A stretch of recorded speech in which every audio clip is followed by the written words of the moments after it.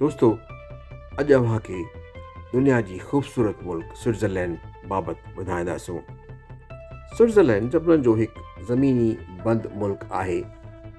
इन जी अल्पाइन ढंढूं, घास जी वादियुनि सां भरियल साफ़ फार्मनि ऐं नंढनि ॻोठनि ऐं तरक़ी पज़ीर शहर जेके पुराणे ऐं नए खे गॾु कनि था। स्विट्ज़रलैंड मग़रबी यूरोप जे जिस्मानी ऐं सक़ाफ़ती जाग्राफ़ी जो ताल्लुक़ु आहे। ॿिन्ही लाइ मशहूरु आहे।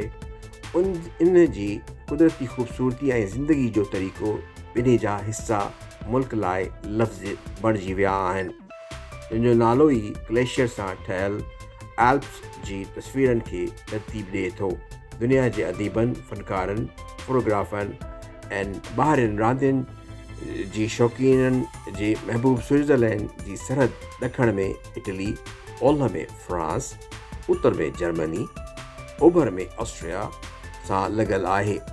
इहो जोग्राफियाई तौर ते स्विस प्लेटो और एल्प्स ऐं ज्यूरा जे विच में विरहायल आहे, जेको 41,285 स्क्वायर किलोमीटर ते पकड़ियल आहे, जंहिंमें ज़मीनी इराज़ी 39,997 स्क्वायर किलोमीटर आहे।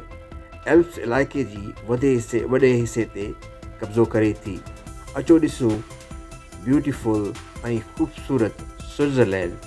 ऐं मूंखे यकीन आहे अव्हांखे इहा वीडियो वणंदी। जेकॾहिं अव्हांखे हीअ वीडियो वणे त पंहिंजे दोस्तनि ऐं फैमिली सां शेयर कयो। महिरबानी।